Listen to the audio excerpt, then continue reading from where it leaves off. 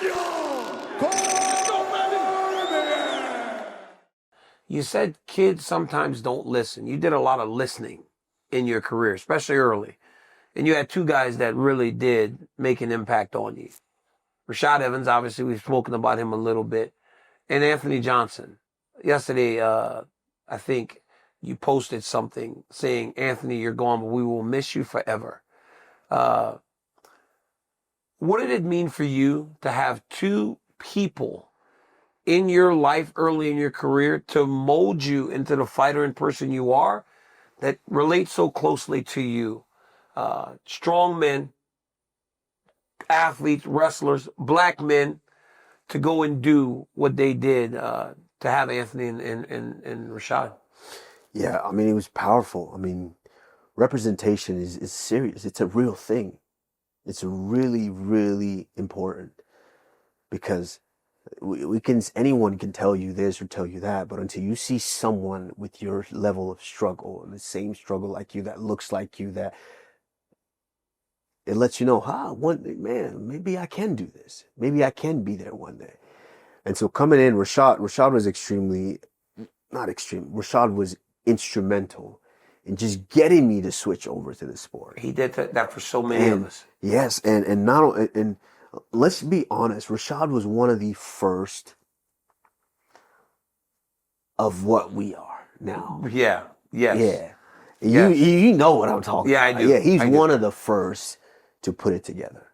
And so with that example, watching it over and over, and just I might not say much, but I'm taking notes. Mentally, I'm taking notes. I'm watching how he conducts himself. I'm watching how he does these interviews. I'm watching how he answers this question. I'm watching how he carries himself. I'm watching how he prepares himself.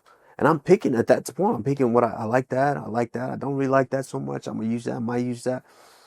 Rashad, and when the Black Zillions started, which is a team where I started with, Anthony Johnson, of course, was there. Michael Johnson, also another guy that was very instrumental in my development, because me and Michael Johnson probably have more rounds together than anyone. I mean, me and Michael was very, very instrumental because he was so fast, and he had no fear. And so imagine a smaller guy just beating on me for almost 2 years to where I learned enough to where now I get to bully him. And so, yeah, Michael Johnson, very instrumental. Rashad Evans, for the example that he set, and not just the example that he set. Rashad Evans told me, hey, I said, hey, man, I don't know if I can come to Florida because, I don't know, I got to get a place to live because I'm in the comforts of the Olympic Training Center. We ain't get no money like that.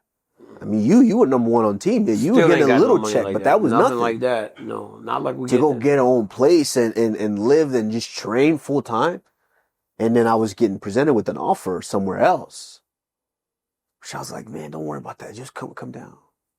You can live with me. Now think about it. This is the first time I've ever been starstruck seeing Rashad Evans. Yeah. He's a superstar that you only get to see on television. And he's telling me, just come live with me. Am I in your house? Yeah. You superstar? Come live with you? Yeah, come live with me. And we knew each other, but we didn't know each other that well. Yeah. But Rashad just had that heart to where he would just come live with me. Yeah. I moved to Florida. I lived with Rashad for, I think, maybe almost 2.5, 3 years. Wow.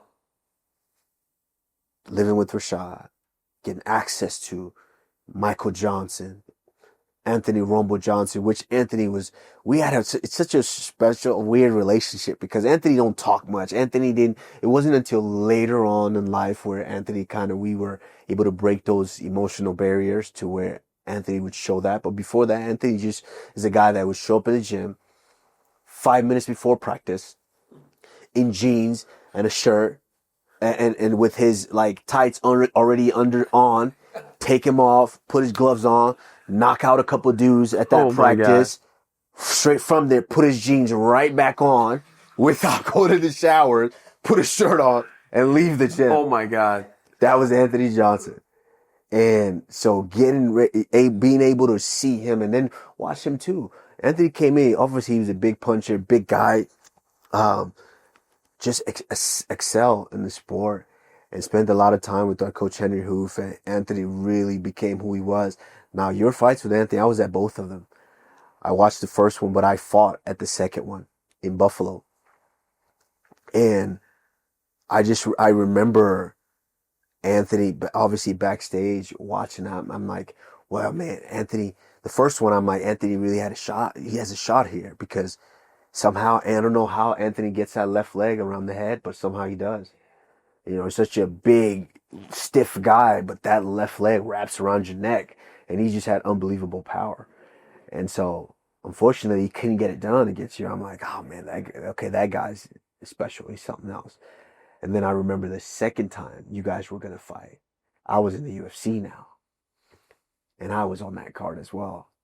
And I just remember, being there, watch you guys, and I was in Buffalo, correct? Yep. Yes. So remember watching you guys finish the fight, and him dropping that one as well. I think that was his last one for a while when I think he kind of walked away.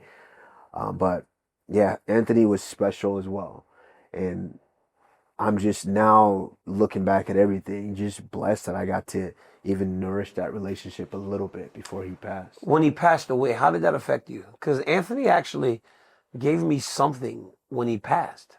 He gave me a watch. Yeah. It's the craziest thing that I got a random call and they said, Anthony left you a watch. Yeah. How did that affect you losing?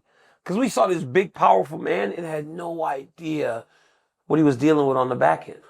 Yeah, he left me a necklace, and yeah, it affected me a little bit. But like I said earlier, the one thing that I think is kind of weird, I don't want to say weird about me, but it's a little different, is it's almost like I almost pre-mourn situations.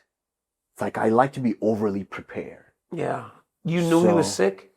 So when we found out that he was sick, because remember, Anthony was great, then boom, lost a bunch of weight, was going through something.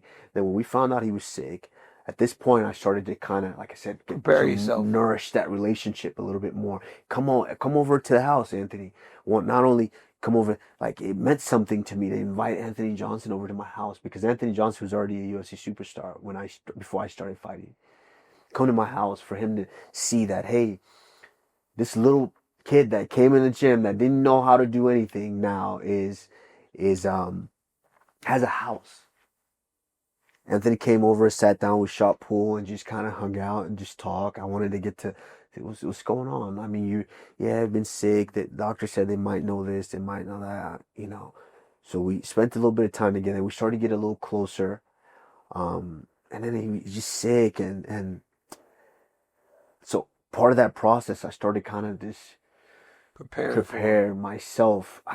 It's a weird thing to say, to even think, but my mind is wired that way, to where I kind of prepare myself a little bit to where when I got the call, actually, I got a text. I was actually going to call him that day and say, hey man, I'm coming back in town. Remember, we had talked about doing something. Hey, you want to come over to the house? Then I get the text and I'm just like, oh no. Yeah. No, because it doesn't make sense. Yeah. How someone like a specimen like that, or just could just get destroyed by that. He's gone in no time. He's gone. Yeah. That didn't make sense to me at that point, but I almost kind of prepared myself. Yeah. For that. We're all gonna miss Anthony forever.